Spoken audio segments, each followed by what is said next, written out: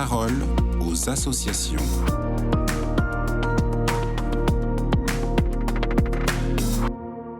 Monseigneur Gollnisch, bonjour, vous êtes directeur général de l'Œuvre d'Orient et aujourd'hui vous nous parlez de la journée de prière en communion avec les chrétiens d'Orient. On vous écoute. Auditeurs de KTO, bonjour.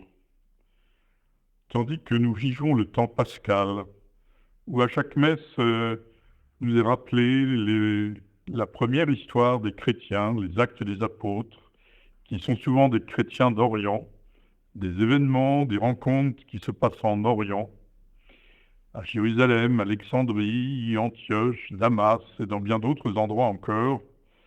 Voici que nous allons avoir cette journée de prière en communion avec les chrétiens d'Orient.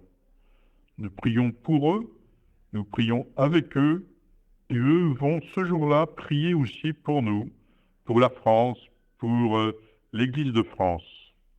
Alors la Méditerranée se trouvera ainsi traversée par ces mouvements de prière, ces moments de prière, et je crois que c'est vraiment ce dont notre monde a le plus besoin. Et cela est aussi au-delà de la Méditerranée, c'est aussi l'Europe de l'Est qui est prise dans ce moment de prière, et notamment un moment de prière pour la paix. Quelle est l'action spirituelle de l'Œuvre d'Orient ? Que pouvez-vous nous dire là-dessus ? Il est essentiel pour l'Œuvre d'Orient d'inscrire son action dans ce mouvement spirituel. Sans cela, nous ne devenons simplement qu'une organisation à but financier. Si nous ne sommes pas inscrits dans la prière, nous ne pourrons pas agir en Église, ce que nous souhaitons par-dessus tout.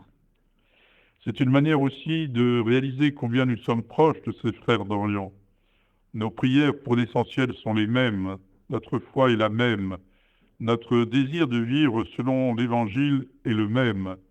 Notre joie chrétienne est la même, la joie pascale.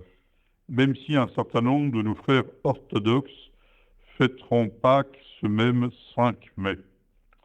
Alors, pour célébrer cela, il y aura la messe nationale annuelle de l'Œuvre d'Orient à 15h30 dans la paroisse Saint-Sulpice, en la présence de l'archevêque de Paris, évêque pour les oriento-catholiques, Monseigneur Ulrich.